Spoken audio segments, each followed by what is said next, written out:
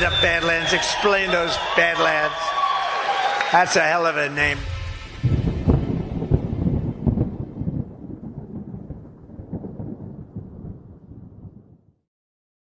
Hey, hey, hey. Hey, hey, hey. Are you ready? For the thousands in attendance and the millions watching around the world, ladies and gentlemen, let's get ready to Bitcoin.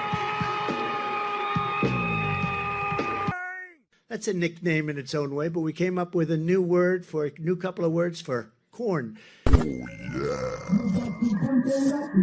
know, pump it up. You got to pump it up. Don't you know, pump it up. You got to pump it up. Don't you know, pump it up. You got to pump it up. Don't you know, pump it up. You got to pump it up. Don't you know, pump it up. You got to pump it up. Don't you know, pump it up. You got to pump it up. Don't you know, pump it up. You got to pump it up. Don't you know, pump it up. You got to pump it up. Don't you know, pump it up. You got to pump it up. Don't you know, pump it up.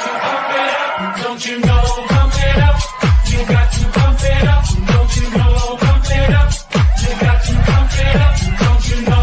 Don't you know,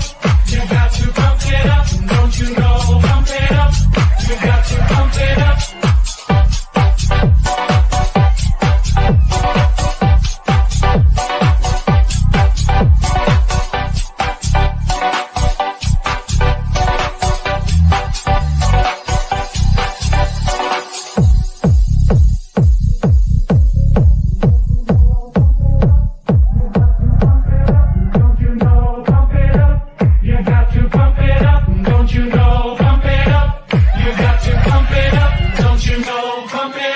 You got to pump it up. Don't you know, pump it up. You got to pump it up. Don't you know, pump it up. You got to pump it up. Don't you know, pump it up. You got to pump it up. Don't you know, pump it up. You got to pump it up. Don't you know, pump it up. You got to pump it up.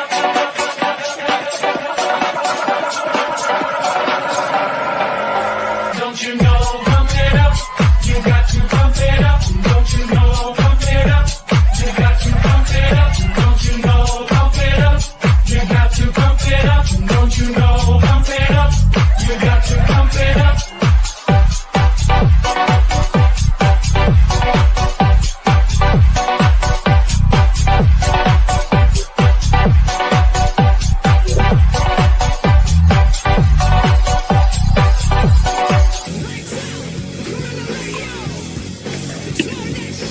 Can you quickly tell everybody what a rug pull is?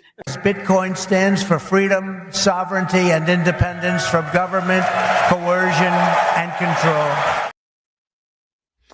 Yo, what is happening, my froggy friends out there? Happy Thursday. What is it? January 15th, 2 weeks into the new year.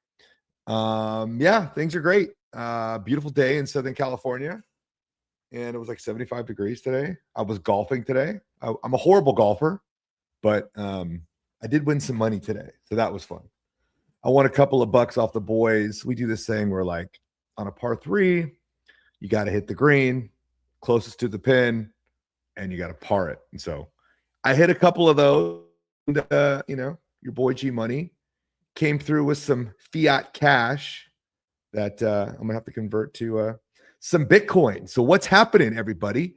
The world is crazy as usual.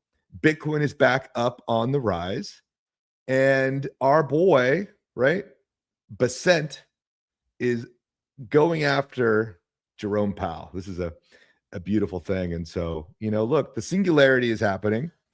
All roads are pointing to a collapse of all fiat systems into Bitcoin. And here we are, just kind of waiting for that to happen as we, read the tea leaves in some of what's going on. a like, throw us a shade of light in the comments. Please share it with your friends and family. But, just to recap last week, Michael Saylor, tweeted running Bitcoin. Of course, this was in reference to Hal Finney running Bitcoin the day after it was open source to the entire world. And of course, we have evolved from just running a digital database into now a digital counterinsurgency, right? The network has the power to, expend watts in cyberspace to protect individuals and their wealth and their energy. And so we are fighting a global battle against these central bank tyrants. And it's all coming together quite beautifully, even though there was some rugs here and there. But also Trump from 2013. One man with courage is a majority, Thomas Jefferson. So I appreciate all you people out there with the courage to stand up, to refuse to comply with the tyrants. Look, I know some of you guys are getting letters and stuff. I know it's not easy on some of you guys that have families, but what is your purpose here, right? Like, what are we doing here? Are we going to continually comply with pedophiles, right? While they rake us over the coals consistently through taxation and inflation and permissions and licenses and all this other bullshit? Or are we going to stand up? And so, I think this year's going to be a good year for freedom and for Bitcoin. So, but Eric Kaysen always says it so eloquently. In a closed society where everybody's guilty, the only crime is actually getting caught. In a world of thieves, the only final sin is stupidity. Of course, that's a quote from Hunter S. Thompson, Fear and Loathing in Las Vegas. But yeah, like, I'm actually surprised at how many people are still like following the law in like every which way. Like, there's so many normies out there that are continually just like following the law to the T on everything that they do. And it's like, you realize you're like a criminal, right? Like, you're only doing things for illegal, like, right? Like, it's essentially illegal from your government unless you pay a fee, right? So what is that? What are you living in? And there's some clowns out there, actually. I wanted to play this one video real quick. Where is it? Where these guys are just like getting it absolutely wrong. Hold on. Let me find this. I forgot to pull it up earlier. This guy right here. Let's play this video real quick. Citizens who have an active tax return, meaning they're paying into the system, should be the only people that have a say about what the system is to vote. Okay. Let's hear him say that one more time. American citizens who have an active tax return, meaning they're paying into the system, should be the only people that have a say about what the system is to vote. Okay. That's where you're wrong, Andy. You're completely backwards with your thinking. Okay. It shouldn't be like, if you pay a fee, you get to vote. That's completely a domesticated bitch way to talk about it. So why don't you be a man and say, no, we don't accept any taxes. We accept voluntary association through free will. If you are going to offer me goods and services, right, for a place to live, then maybe I will join your citadel. Okay, this isn't like, please vote for me, bro. And so these older boomer guys are just like, their belief system is so like just warped. They're so domesticated. They think that if you don't pay a tax, the whole world like collapses. Let's see what else he had to say. If you don't have a tax return and you're not paying in, you shouldn't be able to vote. Because what's happening here is that we have all these people that are leeches on the government that don't actually pay in, that are then getting votes upon votes upon votes. And by the way, then they're cheating on the votes to vote our country into a communist system that provides for them. If you have someone who doesn't contribute and their whole life depends on getting free shit and being taken care of, how do you expect them to vote? What are they? All right. So homeboy just wants to vote hard, right? He's a domesticated cuck. And so let's just bring attention to these people that they're talking about it the absolutely wrong way. They're inverting the reality of what it should be. And so we need to clear like our thought process. We need to clear the propaganda, and we need to start thinking for ourselves a better way for humans, right, to manage each other and for that to be scalable. It's not scalable in its current form. It's not scalable with its current constitution. So anyways, thought I was going to, I guess I have to dunk on him. I got to dunk on everybody these days. I don't know, because I guess we're the only ones that are going to talk about it. There's GMoney again, going crazy, right? Nobody else is going to talk about it, so I got to talk about it. Yeah, rocking the 1776 gear. I hope to see all you guys in Vegas. Hope to see all you guys rocking these shirts. Go get the gear. 1776.love. Rock the 17 hat. Rock the digital 1776. We're in the 250th year. We're in the 17th year of Bitcoin. We're in the 113th year of the Fed. Okay. All the numbers are aligning quite well. Don't forget, use code Pepe for 10% off. Okay. Use code Pepe for 10% off. But then here's Elon as well. Like, the No King's financial records have been released, and here are the top financiers: Arabella, Warren Buffett, Ford, Rockefeller, Soros, Tides, for a total of $294 million. The most ironic outcome is capitalists paying for their own destruction. Fate loves irony. So yeah, you're kind of paying for your own destruction by paying taxes. Does that make any sense to anybody? Yeah, I didn't think so. Doesn't make sense to me either. So let's hit the commercials and we'll be right back. Is the Sovereign Alliance. The Sovereign Alliance are a collection of leaders and countries that are aligned not in the vision for their countries, but against a vision that has been thrust upon them. I believe that the Sovereign Alliance is less a battle for something and more a battle against something. They are against globalism, collectivism. They are against the rules-based international order.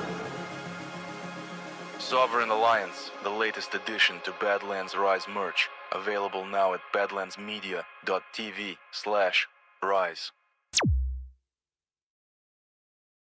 All right. And I swear we're not communists, even though it gives the whole Russian vibe, Russian thing there. It's kind of funny. How about some beard oil? Some of that beard oil. Now that I'm alone, got the close up. Do you see how awesome my beard looks right now? I use the beard oil every single day. First thing. Comes out feeling all silky smooth. I take the dropper and I manually apply the oil directly to my mustache. Nice and, oh man, I love it. And then I do drops all throughout the hair, and then I just rub it all in. And then I top it off with the tallow stick on the face. Dude, I feel like I have to grow a beard just to try this beard oil. It sounds Do it, Jay. amazing. It's all from softdisclosure.com, and the best part about it is you'll be supporting Badlands Media, Annie from Willowwind Farms, and basically 3 of Annie's neighbors. So that's 5 total American companies that you'd be supporting with one purchase. I have been using the Soft Disclosure scentless beard oil every day after the shower. It looks unkempt, but it feels silky smooth.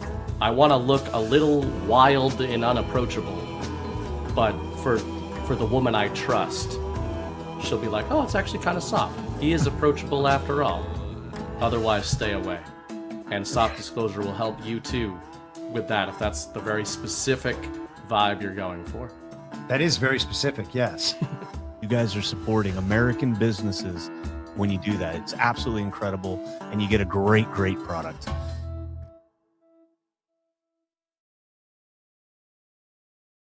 Boom, boom, boom. So go check out the beard oil. Having a lot of success with the lotions and all that stuff.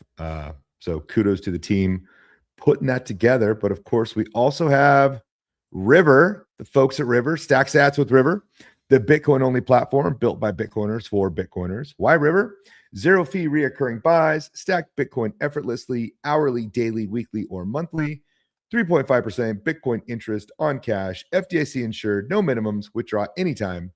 Expert US-based support, human help, plus private client services for bigger buys. Think 100K plus. Business accounts, boost your balance sheet with Bitcoin and earn 3.5% paid in Bitcoin. Top tier wallet, send, receive, and manage Bitcoin securely, including Bitcoin Lightning. Unmatched security, full reserve custody, multi-sig cold storage, and proof of reserves. Join the Bitcoin revolution at badlandsmedia.tv/river and earn real returns. That's badlandsmedia.tv/river. Go check those folks out. Go get the app. Simple. You don't buy any shit coins. It's Bitcoin only. The team over there is amazing. They will probably be in Vegas. And yeah, everything's kind of wrapped up into that application with, Bitcoin Lightning. When I was in El Salvador, I used the River app to buy something in El Salvador using Bitcoin Lightning. So you don't have a Lightning wallet. It's a great one to use because it has both. So anyways, let's get going with Scott Bessent versus Jerome Powell. Quite a cool matchup we got going on right now. But before that, like, everything kind of popped off on January 13th. Okay. I've always kind of said this 113 date is kind of an important date because first of all, you had the Satoshi white paper, which was essentially October 31st, right? Which is technically a 113. We have the beginning of the tokenization system at Counterparty that happened on 113. And then we also have Trump saying the boom begun on 113. And that's also when the price of Bitcoin started to moon a little bit too from its doldrums under 90K. Here's Trump talking about it. And the results are in, and the Trump economic boom is officially begun. It's really begun almost from the boom has begun. And we know boom, of course, there's a ton of references to 315 in the term boom. If you go look at the cue boards, boom is all over the place in those cue boards. So let's go back to where Jerome started to have some trouble. Like, he's had trouble, right? Kind of this whole time. He's always been our bitch, right? I've always said he's always been like our bitch. He's been kind of like Trump's, like his like ragdoll that he just gets to beat up on, right? Like, willingly. Like, the guy gets beat up on constantly by Trump. And he does a lot of stupid shit, right? He calls him a fool, calls him an idiot. And, Powell is like, yeah, okay, whatever. But here's where they're both wearing white hats, construction hats, and they're talking about what happened. Let's have a listen. billion. It went up a little bit or a lot. So the 2.7 is now 3.1. I'm not aware of that. Yeah, it just came out. Yeah, I haven't heard that from anybody at the Fed. Yeah, it just came out. Our notes had it about 3.1 as well. 3.1, 3.2. This came from us? Yes. I don't know who does that. Now, you're including the Martin renovation. You just added our entire capital. Yeah, you just added in a third building is what that is. That's a third building. Well, no, the but Martin building. it's a building that's being built. No, it was built 5 years ago.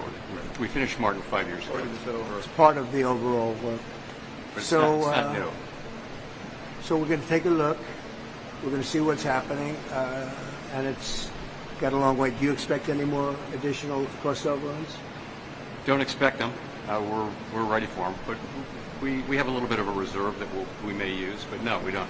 We expect to be finished in 2027. We're well along, as you can see. Nice to take these off every once in a while when we're not. So Jerome was fidgeting around. Noticed 3.1 to 3.2. It was probably 3.15 if I were to guess, right? 3.1 to 3.2 would probably come in right around 3.15, which was kind of funny. And so, they take off the white hats. They're kind of like laughing about it, joking about it. And, I do believe Jerome's been our bitch, like I said, this entire time, right? Like, we've had this thing under control from the financial perspective for a very long time. And, our sights are now set on Jerome. Okay. And so, in tonight, I just want to kind of point out a couple things, because if you've noticed lately, all the bankers are backing Jerome, right?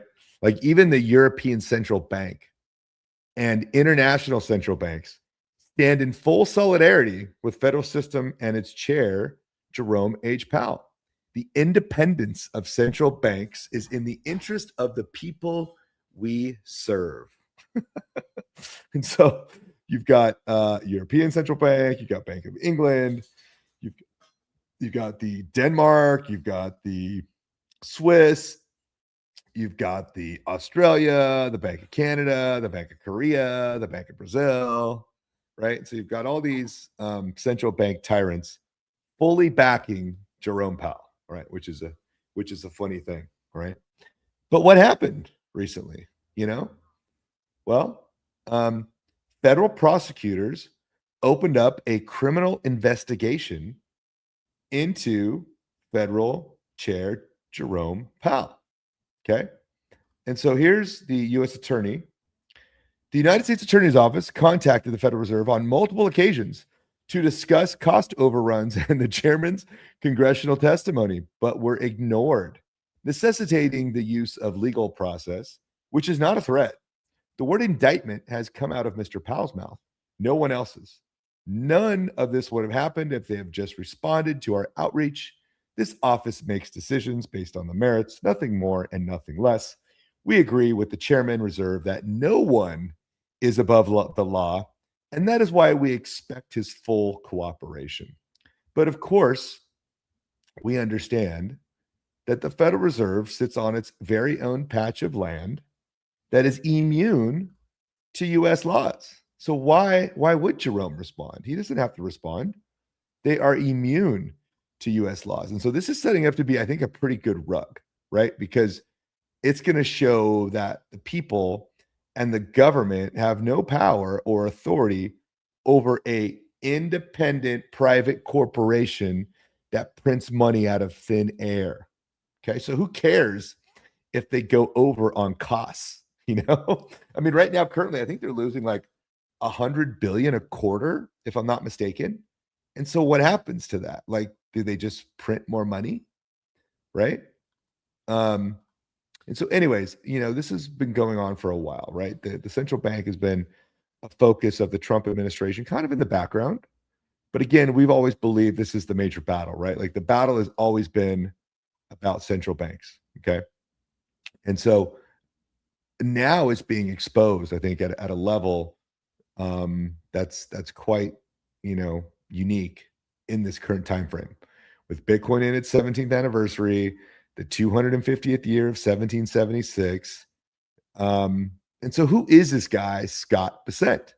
Well, let's see. He was born Scott Kenneth Homer Bessent. Yeah, his name is Homer, you guys. He was born on 8/21.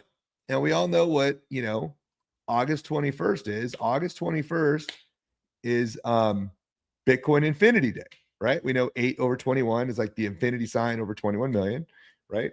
Fiat has no top, right? And so, or Bitcoin has no top because fiat has no bottom. And so it's the infinity over 21 million, infinity obviously representing the fiat system. And so it's funny that Scott Bessent is born on Bitcoin Infinity Day. And this guy's been an absolute terminator. Like this guy's been like just crazy. But Trump appointed him on 11/22.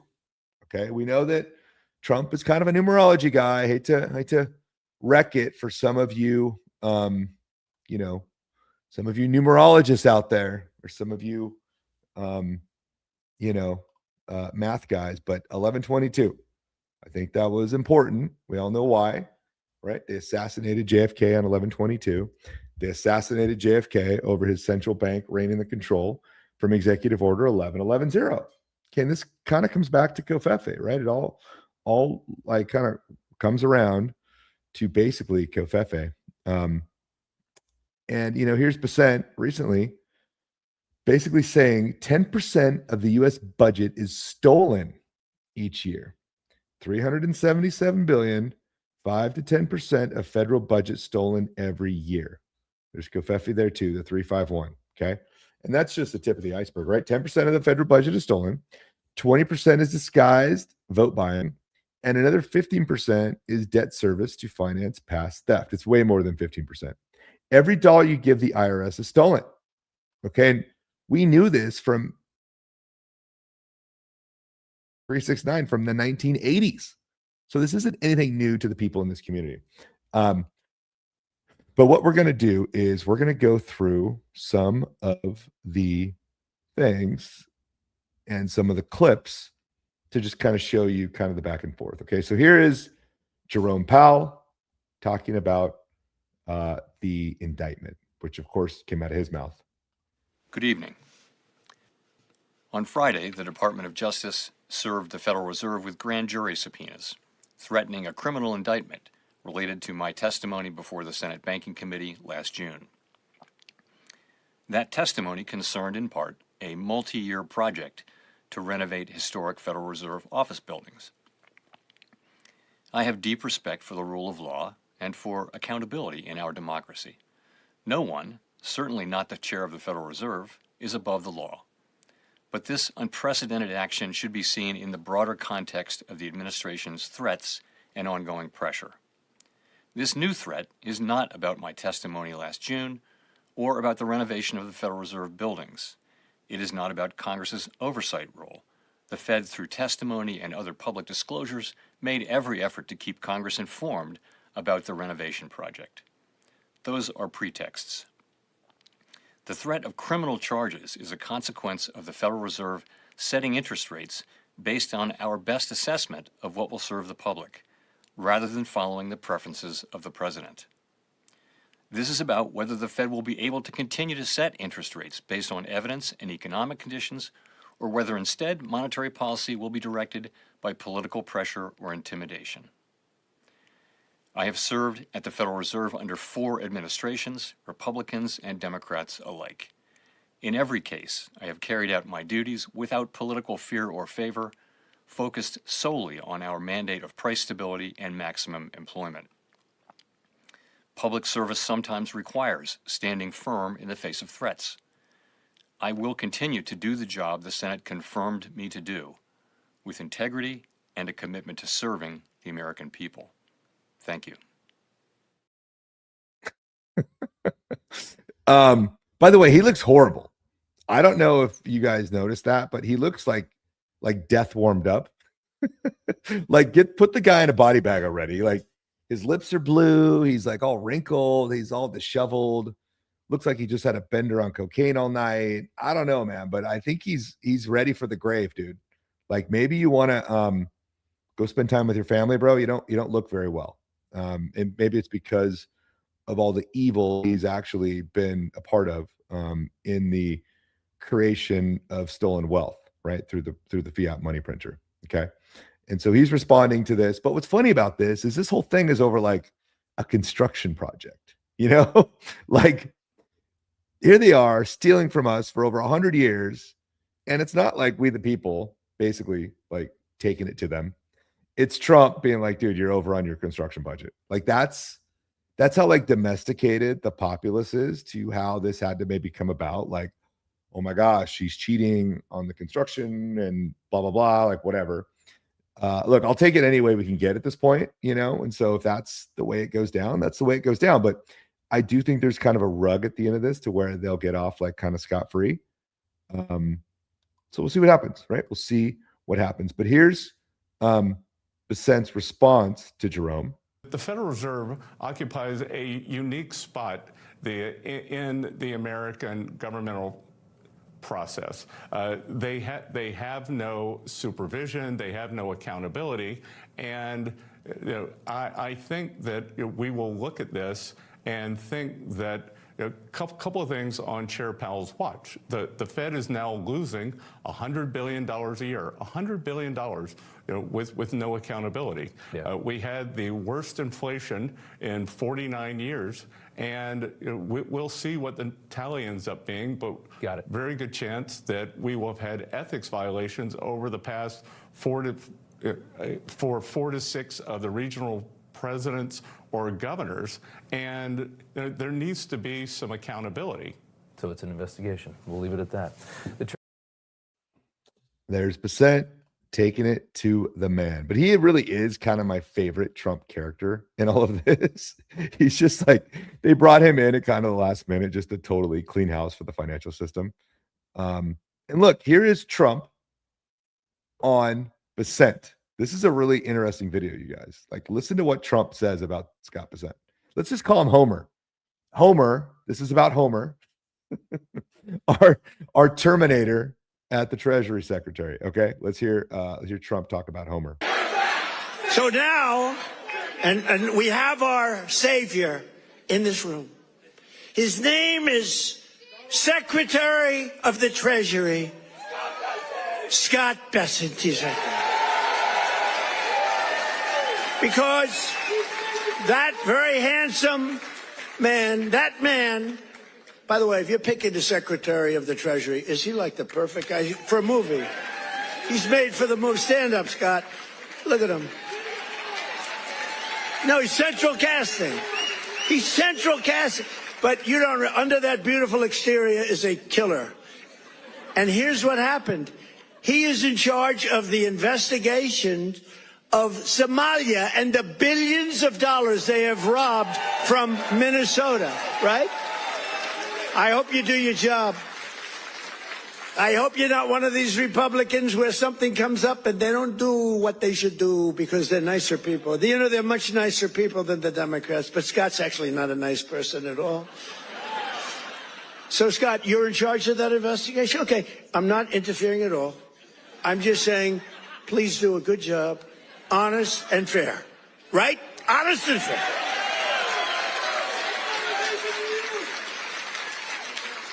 Oh, if he's honest and fair, you know what he's going to find? It's great. I'd love to have that job. They may switch jobs with you. I'd love to have that job. They're to get him the hell out of here. They hate him. Oh, Trump is hilarious. Look, he's a killer under there, right? Like, he's a absolute killer. But yeah, Homer is now our new calling signal. So Trump, Patriots, right? If you guys are listening, give us a little Homer signal, okay? Give us a Homer. We know we're talking about Bessent. We know we're talking about the plan. We know we're talking about Bitcoin. We know we're talking about digital 1776. So instead of the, what was the other one we had? I forgot, but let's go with Homer. Homer is the key word, right? I like that. But Bessent's a killer, guys. Literally a central bank killer. And that's why I love this guy so much, is because he does not give a fuck. And look, Trump has been bashing Jerome for a very, very long time. Here's more Trump bashing Jerome. Sir, Jamie Dimon said today that it's not a great idea to be chipping away at the Fed's independence. Do you think Jamie Dimon's wrong about that? Yeah, I think it's fine what I'm doing. We have a bad Fed person. He was extended by Biden. And yeah, I think he's wrong. I think it's wrong. He's done a bad job. We should have lower rates. Jamie Dimon probably wants higher rates. Maybe he makes more money that way. Jamie Dimon wants higher rates because he makes more money that way. Well, of course they make more money that way. They have access to the Fed window, right? Which you and I don't have access to, which means they can print money for free with just a signature on a piece of paper. That is correct. The money is not there. When Jamie Dimon loans you money, he does not have the money. Okay. He goes over to the Fed window, borrows at a much cheaper rate, and then essentially takes that money and gives it to you at a higher rate. Does that seem fair and egalitarian in any sense of the word? No, not at all. And so, yeah, Trump, full of signal there, basically, talking about Jerome, and, Jamie Dimon is also probably in trouble as well, but I believe he's bent the knee recently, coming out with some Bitcoin products as well. Let's see. Let's take a break here. We have a couple of rants. What do we have? Let's see. Huck Fillery, embarrassing rant here, but I had a wallet get phished and totally rugged tonight. Not a life savings, but it all sucks. Feel gut punched and like a dumbass. Because, guys, with AI coming, you are going to be bombarded with emails pretending they're your wallet manufacturer, from Trezor to Ledger, Cold Card. You're going to get phone calls. Okay. You're going to be bombarded. Like, the digital realm is going to become a complete infested swamp of AI, fake bots, and theft. Okay. And so the only way that an individual is going to be able to interact through cyberspace is with some protection, right? And there's only one method to protect yourself, and that's cryptographically with Bitcoin. And so you shouldn't be holding your keys on hot wallets, on internet wallets, and that sort of a thing. You should be doing cold storage. Okay. I've helped a few clients set up multi-sig. Multi-sig is the perfect way to store your coins, especially if you're like a multi-coiner. You've got a significant amount of wealth, which we know one full Bitcoin is going to be worth a fuck ton in the future. You should think about multi-sig cold storage and not getting rugged. You should not trust anybody online or anybody that calls you. Okay. We've been over this multiple times. I'm sorry that happened to you, Huck Fillery. It's a learning, though. It's a learning process. Don't do it again. Okay. Many people have been hurt for a lot more. So, guys, don't trust anybody that comes to you. Keith O'Higgins, silver just hit its all-time high. It was $92.31. Take $92.31 and divide it by 17, and it's $5.43. Sounds like a Q-tard, absolutely a Q-tard signal. And if you're supporting precious metals, you are supporting central banks. Okay, if you're supporting gold, you are actually hoping and praying that the banks are the ones that win this. Okay, and so figure out what side of the game you're on, because if you're rooting for precious metals, you're actually rooting for the enemy. Okay. So silver just hit another all-time high. It's Keith again. Keith is just talking about silver. Like that doesn't really trigger me. I don't know if Keith is trying to trigger me, but it's like you're the one that the joke's being played on, bro. Right? Like silver going up is great. I'm happy for you, right? Like you should probably turn it into Bitcoin. But if you look at a chart of silver versus Bitcoin, it's a complete joke. And so you're celebrating in essence like nothing. Like you've lost 100 to 1,000x of your wealth compared in Bitcoin terms. And so I hope you're happy with your 5x. That's great, right? Meanwhile, Bitcoiners are getting 100 to 1,000x. And so, and you don't have any way to project power, Keith. You cannot hold any watts inside of a silver bar. Okay.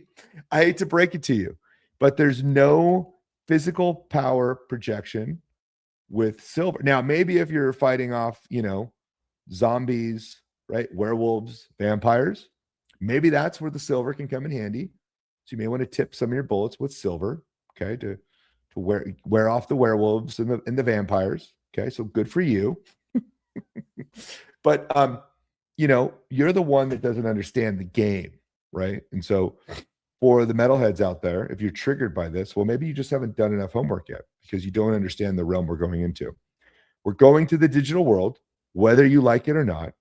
You have no way to project power. Like, imagine if you had to get out of a country, like, for instance, a guest last week, and all his wealth was tied up in silver bars.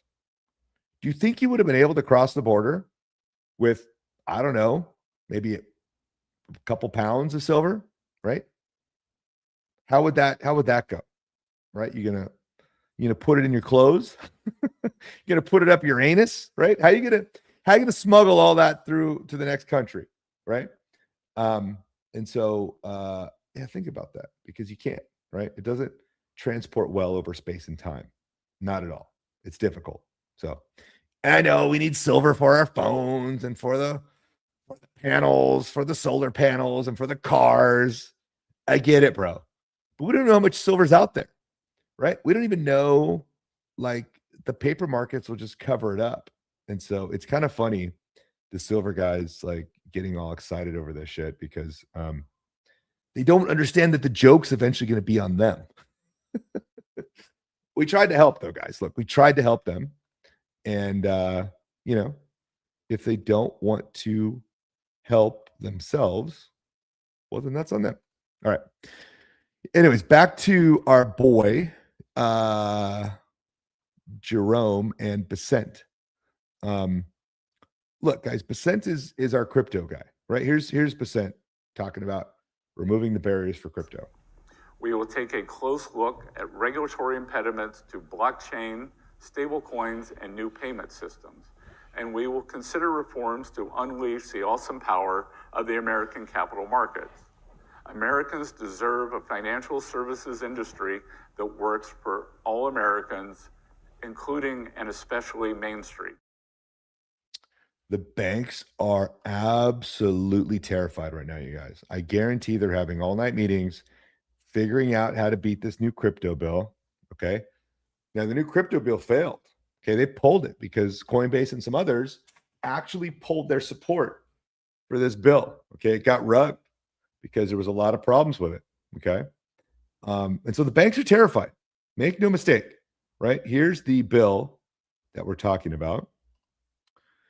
After reviewing the Senate banking draft over the last 48 hours, Coinbase unfortunately can't support the bill as written. Too many issues, including a de facto ban on tokenized equities, right? They do not want tokenized equities. Wall Street does not want this. DeFi prohibitions, giving the government unlimited access to your financial records. Not good. Erosion of the CFTC's authority, stifling innovation and making it subservient to the SEC. Draft amendments that would kill rewards on stablecoins, allowing banks to ban their competition. That's the key to this.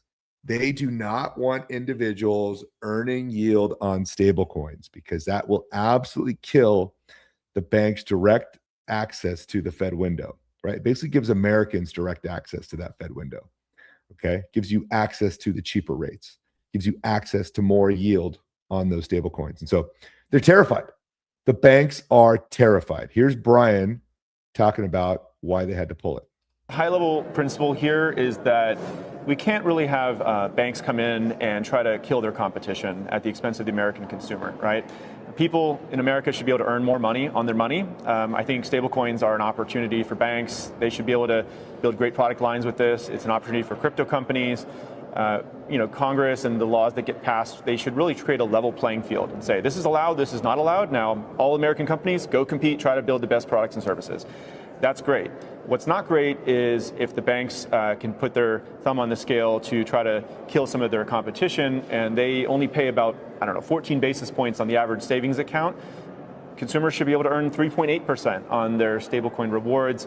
And so we're going to keep fighting for our customers' rights and the 52 million Americans who use crypto every day. I mean, what would you say to the argument that banks have put forward that because of the role they play in the economy, the loans that they make, if they do wind up seeing billions of dollars, as some have estimated would happen going from banks to stablecoin, they say that could have a big impact on the economy. What's your response to that? Yeah, well, banks don't have a monopoly on lending money. Actually, crypto is doing quite well in this area as well. And crypto is a technology to update all parts of the financial system, whether it's lending, capital formation, et cetera. So I think banks do play an important role in the economy and making these loans. Crypto should be allowed to do similar types of activity. We're not engaged in fractional reserve lending. That's an important point, by the way, because the bank license, what that really allows you to do is fractional reserve. The banks don't have all of your money there. That's why there's so much oversight and you can have these runs on the bank. Stablecoins have 100% reserve, right? And they're all the assets now post-Genius are held in this short-term US treasuries.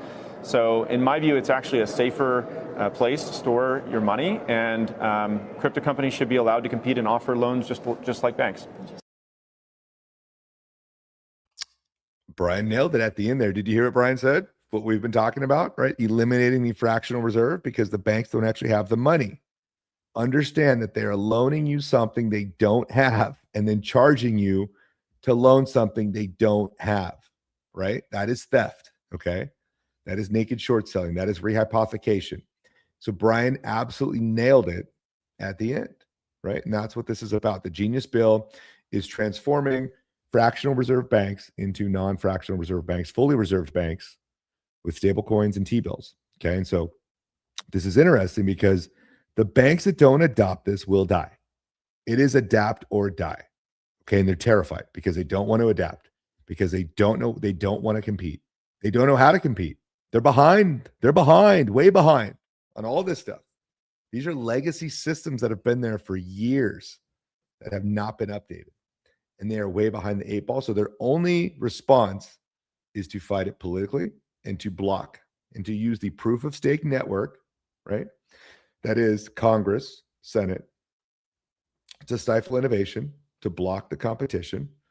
And that's exactly what they're trying to do. So anyways, it's interesting to see all this go down.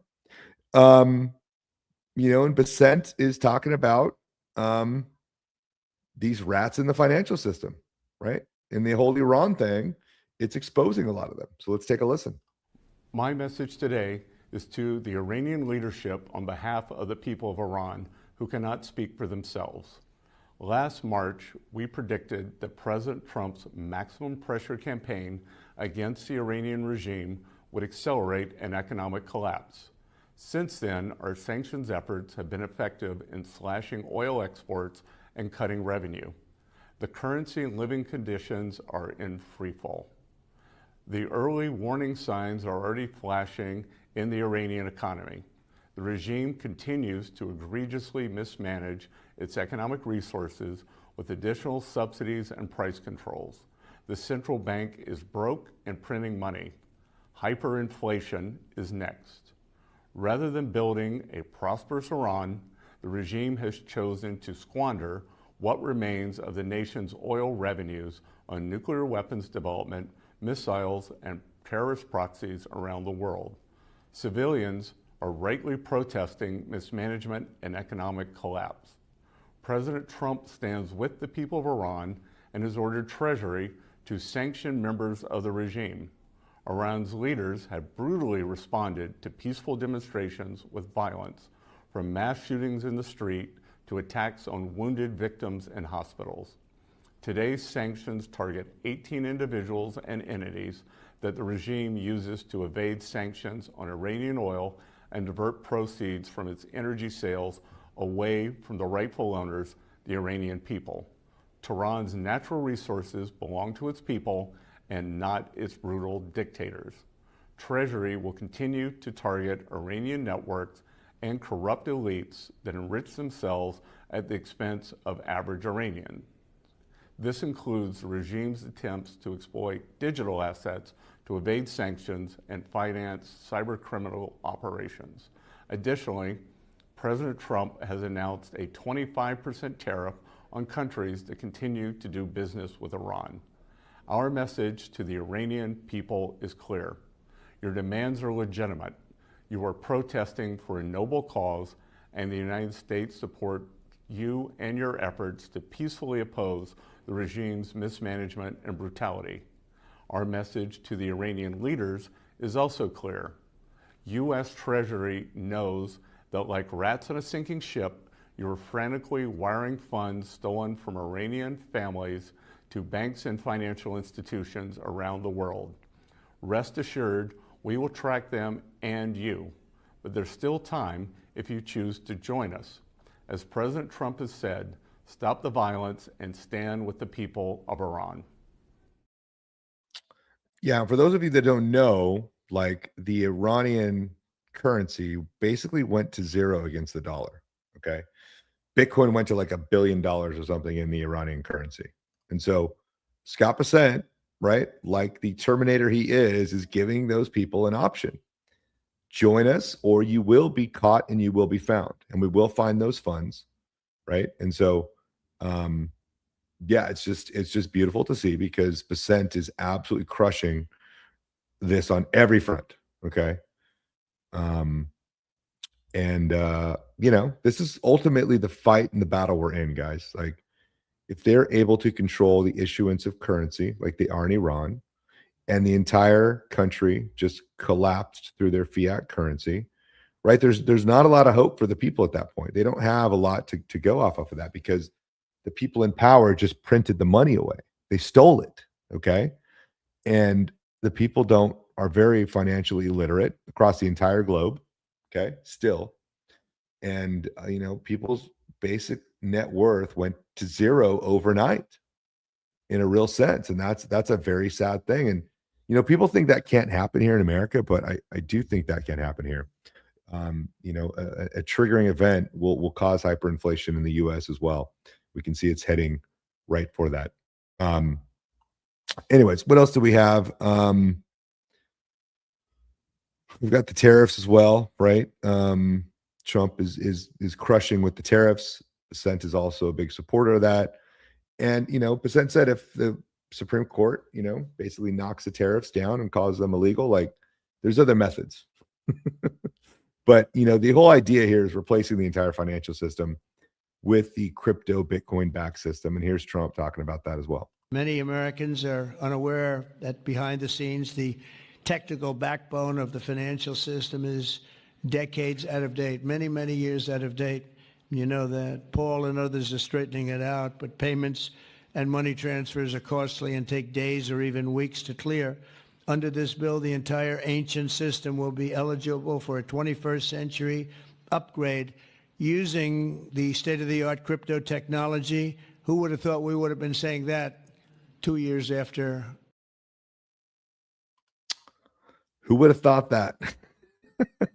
Well, I mean, we talked about it for a very, very long time. But anyways, let's get into the rest. I mean, that was kind of it, really, guys. There is a kind of funny thing too. Like, Bessent doesn't fuck around. Like, he was going to get in a fight with the director of federal agency, I guess. The Politico had an article where Pulte was talking shit about Bessent. Bessent went up to him and said, "Why the fuck are you talking to the president about me? Fuck you," Bessent told Pulte. "I'm going to punch you in your fucking face." Or he added, "We could go outside." "To do what?" asked Pulte. "To talk?" "No," Bessent replied. "I'm going to fucking beat your ass." And so that's pretty fucking funny. That's pretty great. I love this guy Bessent. Like, he's just full fuck him, right? I mean, he's gay, but he's full fuck him. Like, right? That's some pretty ballsy stuff for that guy. So more power to you, Homer. Come on, Trump, give us a homer tonight or something. That'd be pretty funny. Anyways, what else do we have with Homer? Anything else with Homer? No, I think that was it. Okay, cool. Let's see. What else we got? Oh, we got the Pepe of the week. Of course, got to have a Pepe of the week. And for our boy, Scott Bessent, we chose a really special Pepe. Anyone guess what Pepe we chose this week? Thank you for the tip, Tamara AC Flats, for a Bitcoin tip. Wow. We got some Bitcoin tips going. I love it. That's awesome. But anyways, we picked, of course, Homer Pepe. Homer Pepe. Unknown heart. Speed immobilized. ELE. I don't know what that looks like. Wait a minute. By the way, minute is misspelled. Wait a mintu. I'm a Pepe. And this is a really special Pepe because there's only one of these, you guys. There's only one of these Homer Pepes. It initially sold for 25 XCP. It sold again for like 250 XCP. But what's special about this Homer Pepe is that, like, it's probably like one of the most like infamous rare Pepes out there. Like the most important NFT in art history. The guy who bought it basically bought it for $39,000. So once it traded hands a couple times, it went to auction and some guy paid like 39 grand for it. I think it was in Pepe Cash, actually. But recently he sold it for $320,000. That was back actually in 2021. But yeah, so Token Angels ended up picking up this one of one, but it went viral on like a lot of the sites. I think it was an auction, you know, and it was being done through Pepe Cash, and so it was quite an astonishing amount at the time for this NFT, and so that's why it was actually pretty special. Okay, so anyways, yes, we did have Homer Pepe for, of course, Scott Homer Bessent. Love that. If you guys want to get into the Pepe stuff, come join us in the Telegram chat at Pepe Project. We do go through all the history, all the lore of these rare Pepes, which we still think is going to be, it's going to be quite interesting at some point. And I think maybe this year could be the year. But anyways, let's transition into clown news. What is happening this week? Well, we had Pulte. This is a guy that Scott Bessent was going to kick the shit out of. Major lender to recognize crypto assets in mortgage origination. So now you can hold your crypto assets and use them as part of your mortgage application and your funds. X is launching built-in price tracking for crypto tokens and stocks directly from the timeline. Okay.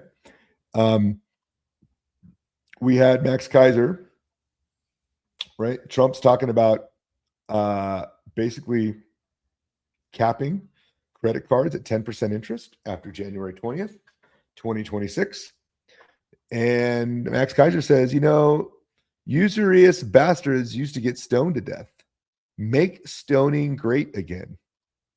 I agree with Max. Let's hang them up, string them up. The bankers definitely need some vigilante justice, I think, at some point. I think it's coming, but it'll probably come in a more peaceful way because of how much they've stolen from people. But here's Trump with a 10% cap. Please be informed that we will no longer let the American public be ripped off by credit card companies that are charging interest rates of 20 to 30% and even more, which festered unimpeded during the sleepy Joe Biden administration. Affordability, effective January 2026, as the President of the United States, I'm calling for a one-year cap on credit card interest rates of 10%. Coincidentally, the January 20th date will coincide with the one-year anniversary of the historic and very successful Trump administration. Thank you for your attention to this matter. Make America great again, President Donald J. Trump. There it is, folks. 10% cap on credit cards. What else do we have in the news? We had, we had Trump. Well, let's get into the strange signal, I guess. We'll get into the strange signal this week. We had a couple different things. One, we forgot about the Trump token, or I missed it, actually. So one of my clients actually told me about this. It happened on New Year's Eve.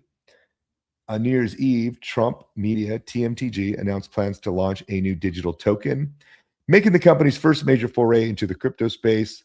Reportedly, existing shareholders will receive airdrops of the token, effectively rewarding them with a stake in the company's new digital ecosystem. So it's like an onboarding to equities being tokenized. Okay, this is a bridge. Trump is showing you what's happening. Okay. The token rollout could advance the Trump empire ongoing push to expand its footprint across the financial and digital markets. Under the plan, each ultimate beneficial owner of DJT shares will be eligible to receive one digital token per whole share. One digital token per whole share. That's a one-to-one tokens equities. Token holders gain periodic rewards. Okay. But the funny thing is that the company emphasized that the tokens are not securities, do not represent ownership in Trump Media, and may not be transferable or exchangeable for cash. So it's like baby stepping into the tokens as equity shares of stock. I know it's painfully taking so freaking slow, but I guess that's just the way it has to go, right? It's annoying, trust me. Elon with a Kardashev scale tweet. Once you understand Kardashev scale, it becomes utterly obvious that essentially all energy generation will be solar. A relatively small corner of Texas or New Mexico can easily serve all U.S. electricity. And I love this shit because absolutely correct. Absolutely correct. And for the fake spacers out there and the Earth is flat people, Starship's going to be launching almost once per hour in about 3 years. Okay. So in the 1,000 days following Starship Flight 1, SpaceX has launched 385 times, including 10 other Starship launches. At this pace, it won't be long until SpaceX reaches one launch per day. Imagine once every hour. That's going to be nuts. That'll be nuts. That's going to be cool. We also have an energy. This is a Quast one, right? By the way, if you guys have not seen General Quast's new show, it's going to be Wednesdays at 6 o'clock. He did his first show yesterday. They're shorter ones, but they're full of great information. I will be going on that show, I think the 25th of next month. So it's going to have different guests on every week. It's going to be short and to the point, and so it should be good. But I'll definitely be on there. But Japan generates electricity in space and sends it to Earth, making a world first.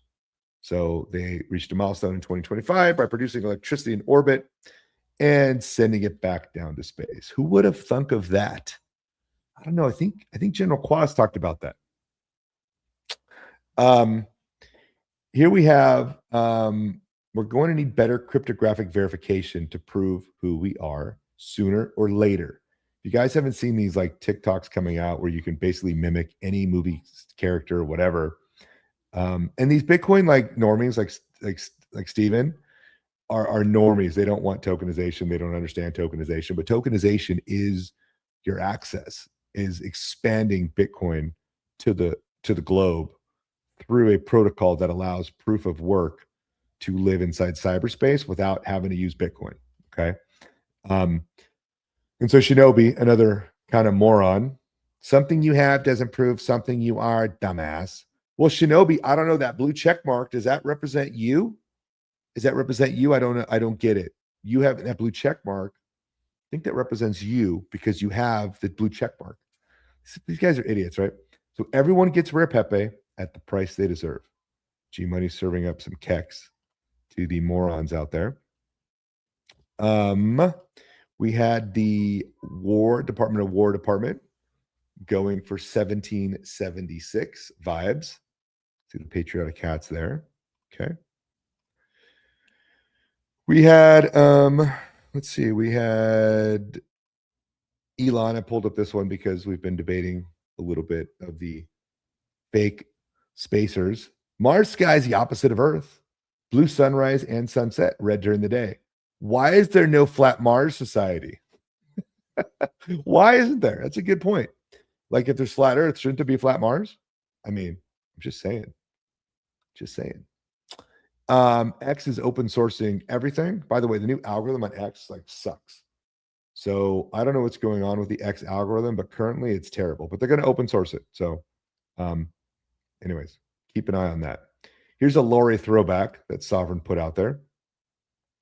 Once you have figured out a way to secure financial bits of information, you have figured out a way to secure all bits of information. Bitcoin doesn't just physically secure bits of coin, it physically secures all bits. This makes Bitcoin much, much more significant than money. Thank you, Lori, for pointing that out. Bitcoiners think Bitcoin is just money. Don't know about that.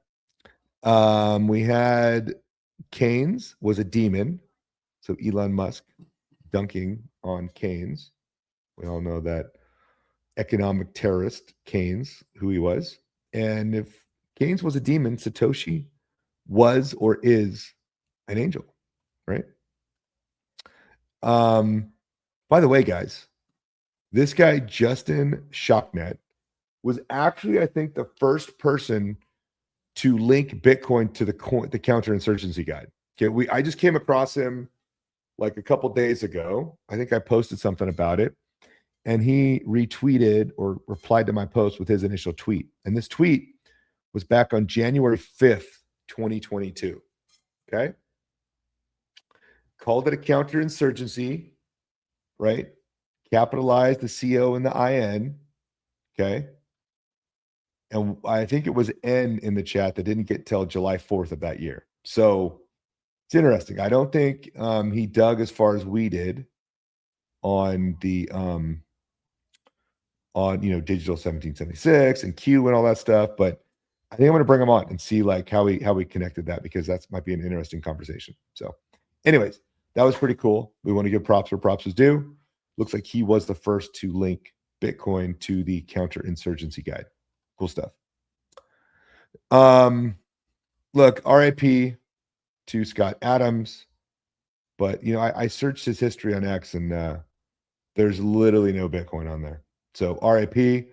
Again, he took the jab, he took the clot shot, which turbocharged his cancer. But he didn't really talk about Bitcoin. So, in the end, trying to save the world without a weapon, a little difficult, especially when you fell for the clot shot. So RIP. He was a good man, but at the end of the day, the psyops got him. I don't know what to say. We did have Trump preaching soft war. Thank you, Trump. Are you echoing GMoney now by refusing to pay for some of these illegal immigrant cities? Here he is. Given 90-day notices to places like California, Scott, right away we're going to send out that notice. Who would bill the federal government as people poured into the state? to send those people back because no country can afford to do it. No country can afford to take in millions of people, pay for their education, their health care, their hospitals. You just can't do it. And we all have a heart. You can't do it. But many of those people are murderers. They're people released from jails, prisons, mental institutions, insane asylums. They're people that are drug dealers. They're addicts. Additionally, starting February 1st, we're not making any payments to sanctuary cities or states having sanctuary cities because they do everything possible to protect criminals at the expense of American citizens, and it breeds fraud and crime and all of the other problems that come. So we're not making any payment to anybody that supports sanctuary cities. So if you want to echo what Trump is doing, you should stop paying your state and federal taxes, because that actually funds the illegal immigration, that funds all the tyranny, that funds all the corruption. And so take a page out of Trump's book, right? He's stopping payments. Stopping payments, okay? You have the ability to stop payments as well if you want to grow a pair of balls, okay? Trump also said something interesting lately. I think it's a rug, right? Telling everybody they're going to all go to jail. Let's see. We had a country that was laughed at.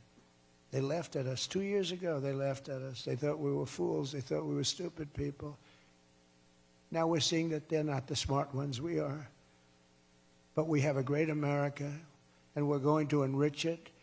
And foreign nations, foreign migrants, criminal fraudsters, and corrupt politicians are not going to play a role anymore. They're going to be in jail.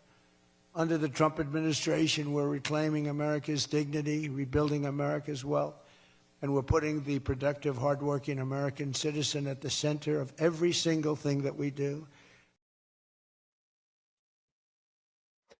Yeah. So maybe they'll all go to jail. Probably not. I think there's a rug somewhere in there as well. We had Elon with a great take on space. I love space, by the way. My dad worked on the space shuttle. So I've been in the space stuff for a long time. Whether you believe the Earth is flat or round or whatever, like something's up there. And we're sending rockets and we're getting internet, and so something is happening. And so the fake spacers you guys are just gonna keep coping until you get wrecked. I'll tell you a little bit just about the purpose of SpaceX. It's like we want to make Star Trek real. Okay? We want to make Starfleet Academy real, so that it's not always science fiction, but one day the science fiction turns to science fact. And we have spaceships going through space, big spaceships, with people going to other planets, going to the moon, and ultimately going beyond our star system to other star systems where we may meet aliens or discover long-dead alien civilizations. I don't know, but we want to go and we want to see what's happening, and we want to have epic futuristic spaceships with lots of people in them traveling to places we've never been to before. Yeah, that's that's the goal.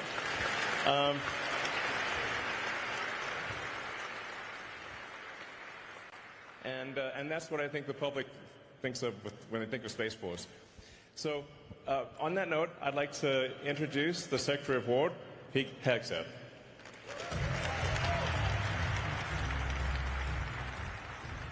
Thank you. Boom. I can't wait to go on one of those rocket ships. So sign me up, beam me up, Scotty. I'm ready to go to space. Love this shit.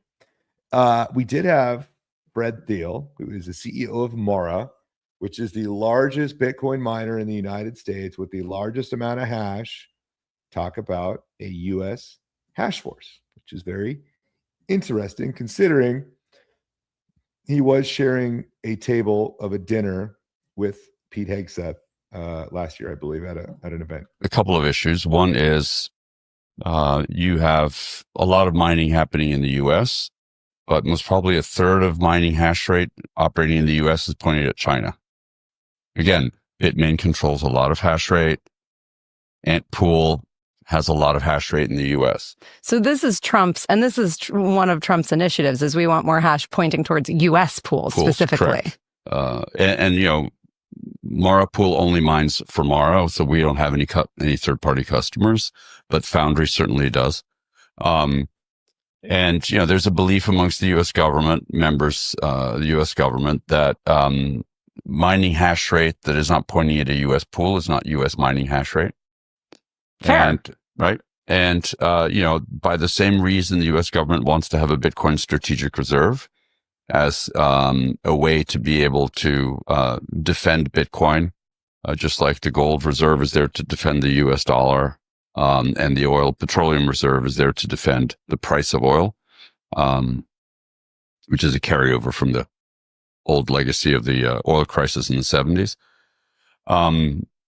The U.S. needs a hash rate reserve. Think of it that way. They need enough hash rate in the U.S. such that if there were an attempt at a 51% attack on Bitcoin, the U.S. would have enough hash rate to stop it, which is why the stated goal is 60% of global hash rate in the U.S. But again, that is totally for naught if, you know, half of that is pointed at China. Yeah, it doesn't matter. It becomes irrelevant.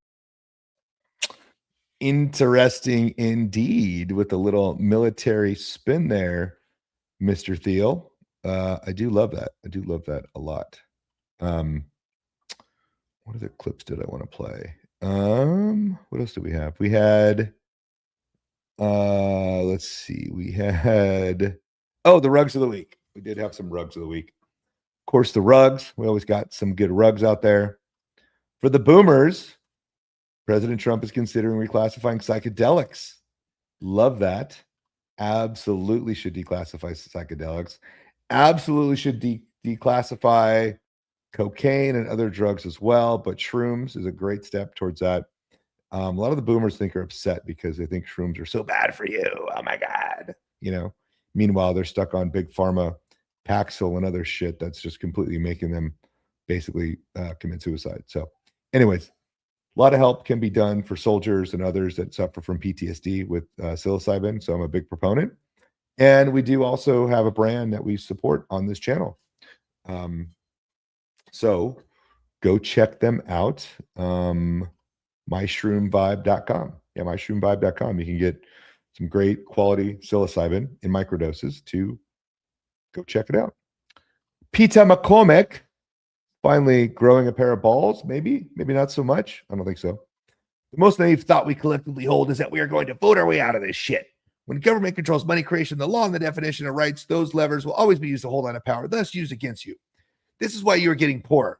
There's no conspiracy here. This is a structural constitutional reform.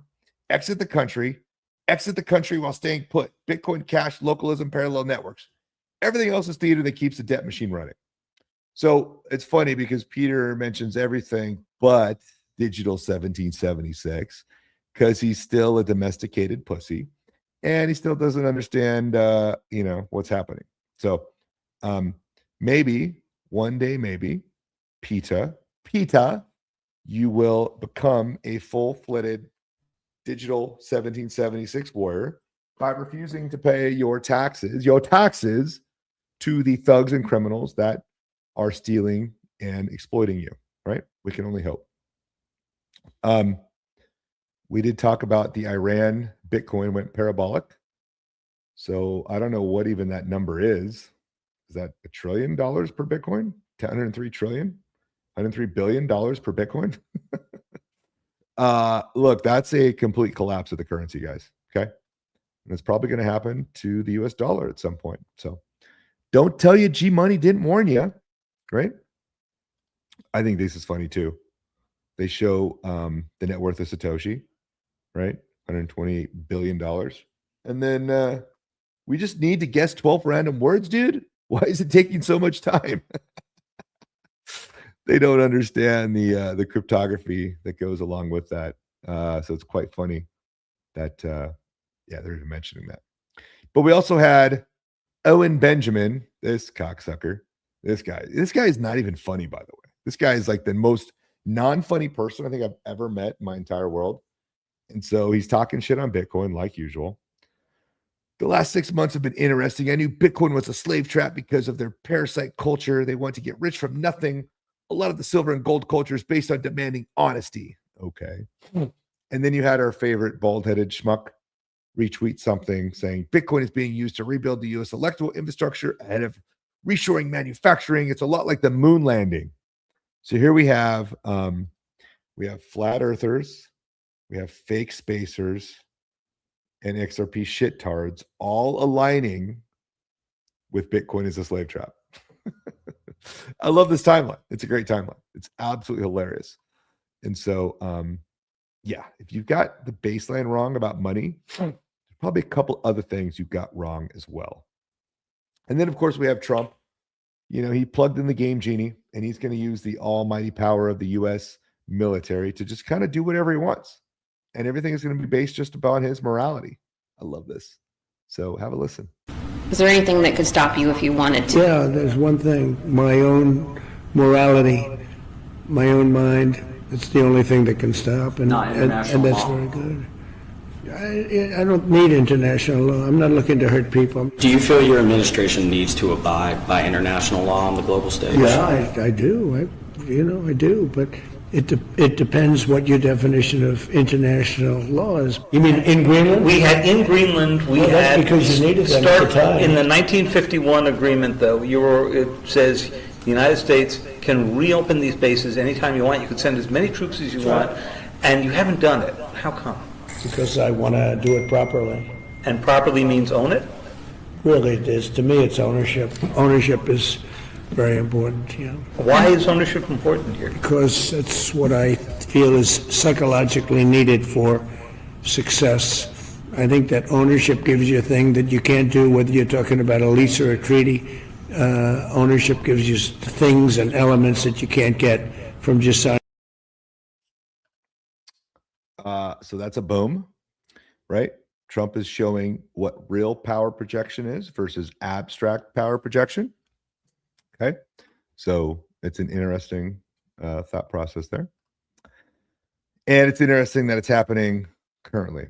We also had General Flynn repost this about the SEC colluding with Gary Gensler. So this is pretty interesting because we've been all over the tokenization and Wall Street. SEC, the market makers, Wall Street, the broker dealers got together and said, oh my goodness, we have sold so many fake shares of MMTLP in the last year and made millions or billions of dollars doing it, that there's no way they can get those fake shares to transfer to the new next bridge hydrocarbon spin out. And they were going to get caught with their pants down and naked short selling, illegal.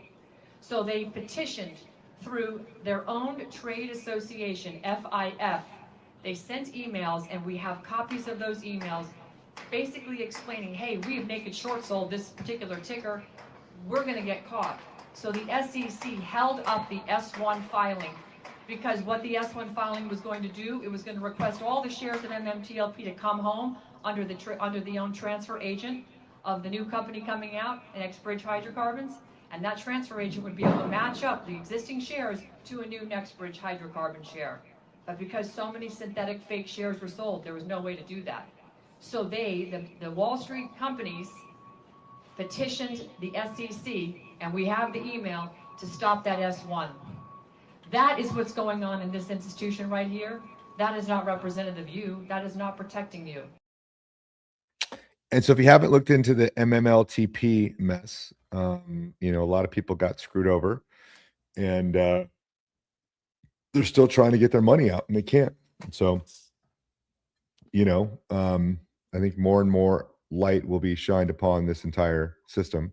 But there was a rant, I think, here a second ago. Keith Higgins again. GMoney, if crypto is utilized in housing and mortgages, will it be held in escrow by third parties? And can builders and contractors put a lien on crypto?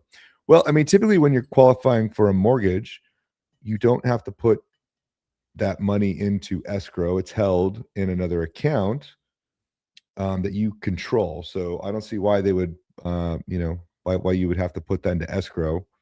since it's just you showing proof of reserves. So there's no need to do that. Now, if something did happen and your crypto was still on an exchange, yes, they could file a lien and get your crypto. Now, if your crypto was in self-custody in like a multi-sig vault or in your own cold storage wallet, they can put a lien on D's motherfucking nuts. You know what I'm saying? They can't do that. So understand the difference there. But yeah, good question. We had the mayor of New York City produce a shit coin that rugged everybody. This is kind of funny.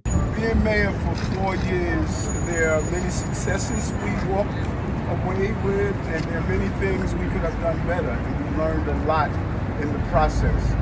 And what I am seeing across the country in general, but specifically here in New York, is the increase in anti-Semitism and anti-Americanism. And our goal is how do we use up-to-date technology to address this issue. You heard me for years.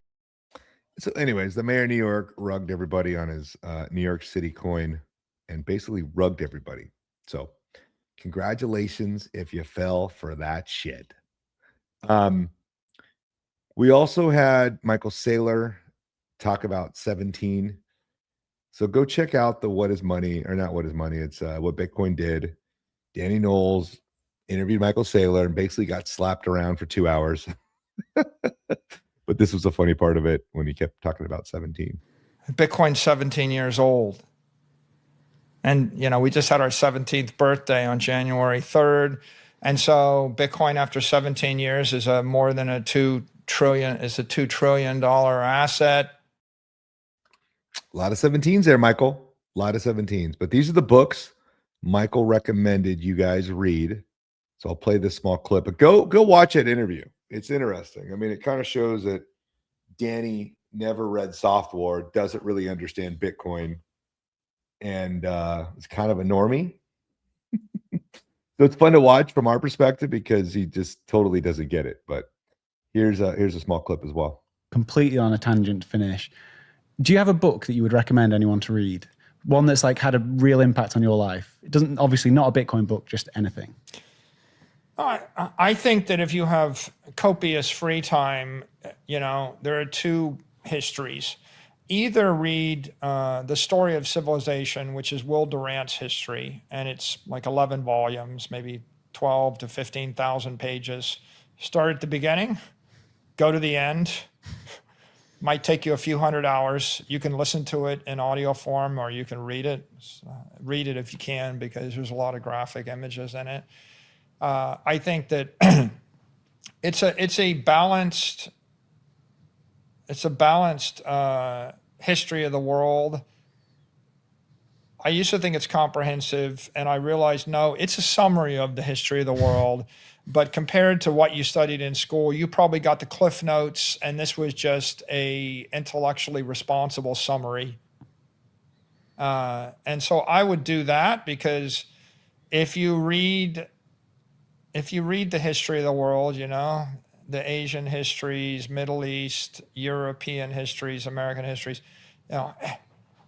you'll have 1,000 examples of civilizations rising and falling, maybe 10,000 examples, and you'll see certain themes over and over again, but it will immunize you or inoculate you against falling for, the latest new idea du jour, the new thing, or faddishness. And I think that's very helpful. It gives you wisdom. And I think, and for the Bitcoin community in specific, I think it's also instructive to read Murray Rothbard's histories, right? Murray Rothbard wrote, a history of economic thought, right? Or Conceived in Liberty, all of those volumes.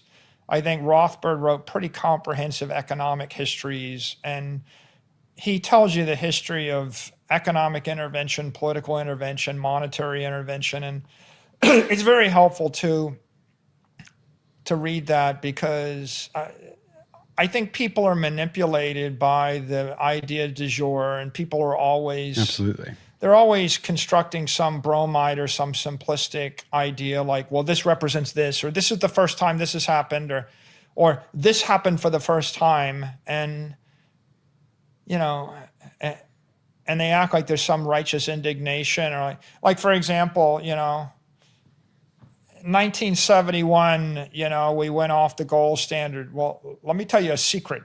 Like, we went off the gold standard 10,000 times in the history of the world. In fact, every single society, you know, in Russia, you know, all 200 German principalities, they all went off the gold standard, right? The example of currency debasement is as old as we have written history. You know, if you go back and you read Rothbard's histories, what's fascinating is he points out that every 20 years or every 30 years in the Massachusetts Bay Colony from 1650 through the Revolution, some politician decided it was a good idea to print money and go fight a war and invade Canada. And they would all issue a bunch of credit, and then they would go invade Canada. They would lose, come back, and then they would default on their obligations, and they had hyperinflation. Anyways, a great interview. Go watch it. And Michael dropping some truth bombs. But hope you guys enjoyed tonight's show. And we should be back next week. So shade away. 9 to 5 job, 9 to 5 job, 9 to 5 job. Everybody here works a 9 to 5 job, and they have to wake up every single day at 6 o'clock, eat breakfast, go to work, come back, and then they sleep. And it goes on repeat for the next 50 years of their life, right? They just keep on doing that every single day. No purpose, bro. And this is going to be you. And I'm being completely real with you guys. This is going to be you if you don't start looking in right now and today. So what is it going to be? What exactly is it going to be? Are you going to end up like the 99.9% of the people? Or are you going to be the 0.1% that actually takes action and locks in? The Trump tariffs have delivered us trillions of dollars of new investment, unprecedented new partnerships on minerals, rare earths, defense, and artificial intelligence, and historic levels of foreign military sales. You know, you have the Supreme Court now going to rule on whether or not we can use tariffs. Can you believe this? A case brought about by people that are China-centric, foreign-centric, but China-centric. I wouldn't want it if I was China either. You know, China's one of our biggest taxpayers right now. China, would you ever believe you'd hear that? And they've been great. My relationship with President Xi has been great, but we have a group that's foreign-centric, China-centric, suing, and we'll figure something out if we don't win, but we should win. I mean, we should win. So great for national security. I ended 8 wars. Think of that, 8 wars. And without trade and tariffs, you wouldn't have been able to end any of them. But they brought hundreds of billions of dollars pouring into the United States Treasury, helped curb inflation, and helped cut the federal budget deficit by a staggering 27%, and that's only for a short period of time. The number's much bigger than that when you add in the full year.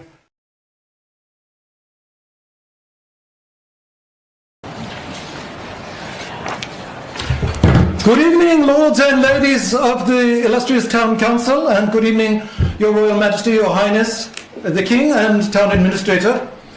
Congratulations on raising taxes yet again. Would you please state your name? Bruce Fenton, Lord Bruce Fenton this evening from Durham Point. Congratulations on raising taxes yet again. You know, the overwhelming majority of the voters is against the tax increase. They expressed this clearly, but you did what any good monarchy should do. You ignored them all. So bravo. You're not accountable to them. Public comment is simply theatre and the illusion of democracy, but at the end of the day, you're not accountable and you can simply ignore them. You, Your Royal Highness, you have never been elected, you were never voted into power, and Your Grace, you can never be voted out of power. It's a wonderful thing, isn't it? You are not accountable to them, their voice means nothing. So bravo.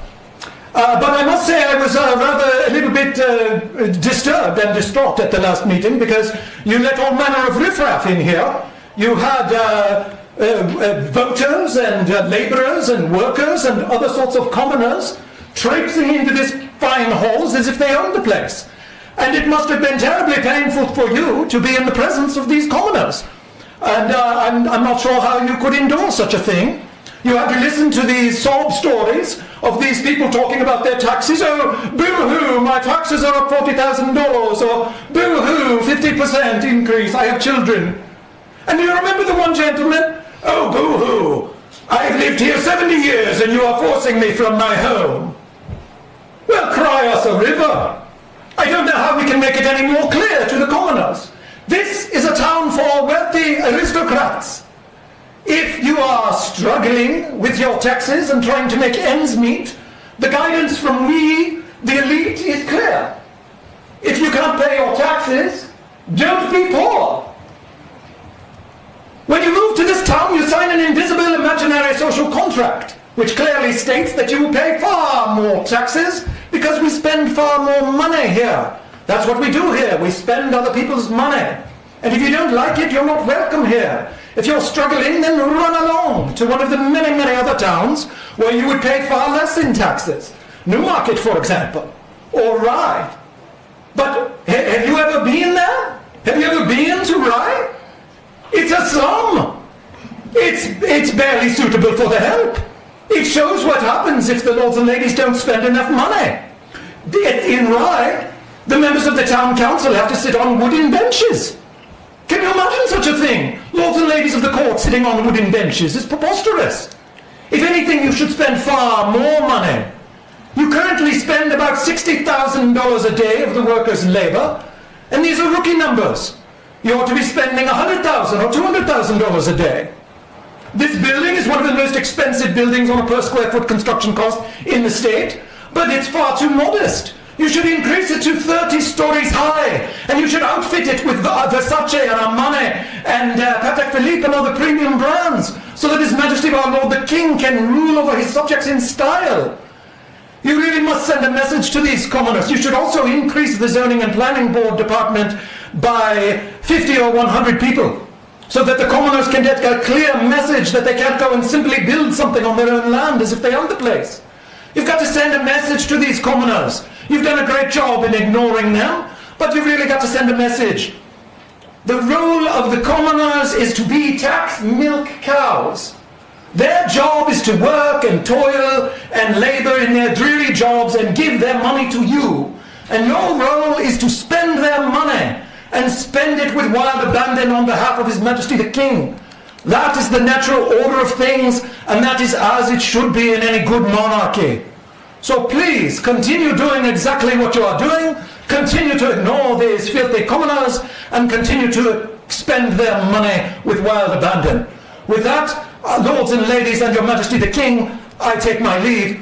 Good evening. Thank you very much. Listen, man, here is the horrific reality about the suits who think that they're in charge of you and I.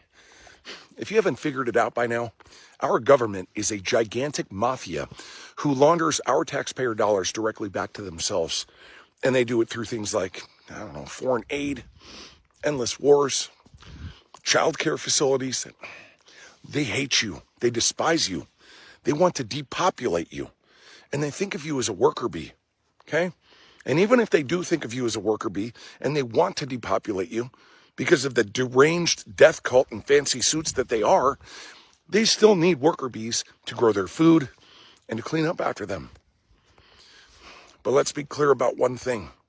They could care less whether you suffer and die a horrific death as long as they get rich. It's not something that we can turn a blind eye to. This is the reality of what we're dealing with as a population. Things are only going to get worse, and until people wake up and they start to recognize the conundrum that we find ourselves in, it will never get better. Do you ever wake up and you say, nah, I don't want to do it today? I fight against my mind. Yes, sometimes it's happened. We are all human beings. We We are not happy every day. We are, not in a good mood every day. It's normal. It's part of us. What do you do to overcome that? I fight against that. It's the big challenge. It's when you're not willing to do something, but you have to do it. This is the main point. This is why I say our mind, it's a box of surprises, and you have to challenge yourself to be consistent. I repeat, sometimes it's hard. It's what many people say, you like to go to the gym every day. Of course not. It's not true. Nobody likes to go to the gym every day. But you have to do it. Probably yes, because your mental strength is coming from that moments that in a hard moment, you should do it. So, and I do it because after that, maybe in the beginning you feel hard to start, but after when you finish the gym or cold plunge or even the training, you will feel better. Thank you so much for joining us, and don't forget to hit the thumbs up on this video. And a special thank you to all of our advertising partners. Please remember to shift your dollars to support those businesses that support Badlands Media.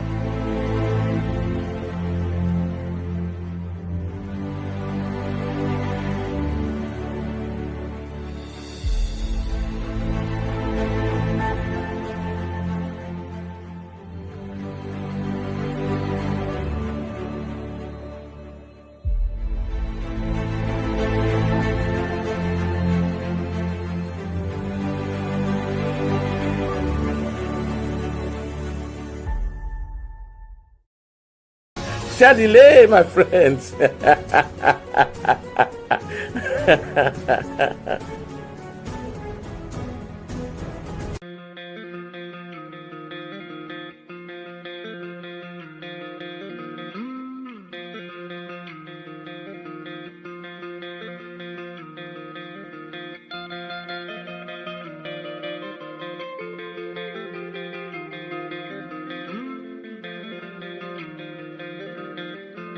Because you're living an illusion. I can't wait till it hits you. Recollection, your misconception. Obsessed, you say the green is successful. Material gain causes serious stress. More love, because you're living an illusion. Wake up now, yes, you're living in confusion. You're not a scholar, you're a waste of a teacher. Preach the dollars, you're a waste of a preacher. Love, come on, that's what we need. More love, that's what we need to succeed. Not dollars, not what we need. Let's give them love so the youth can achieve. More love, come on, that's what we need. More love, that's what we need to succeed. Not dollars, not what we need. Let's give them love so the youth can achieve now.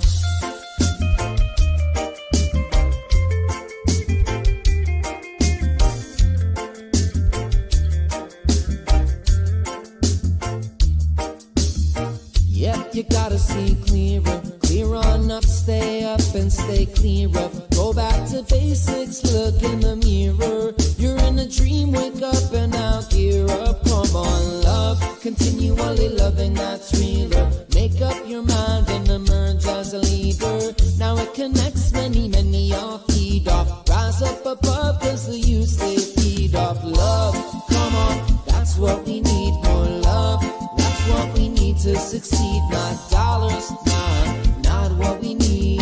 Let's give them love so the youth can achieve. More love, come on, that's what we need. More love, that's what we need to succeed. Not dollars, not what we need. Let's give them love so the youth can achieve now.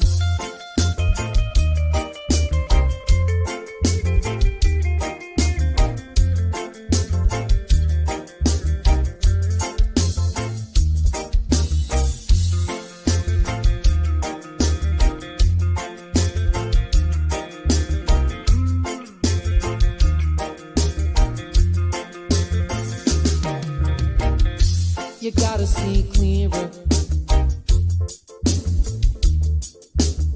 Yep, you gotta see clearer. More love, come on, that's what we need. to succeed, not dollars, not what we need. Let's give them love so the youth can achieve now.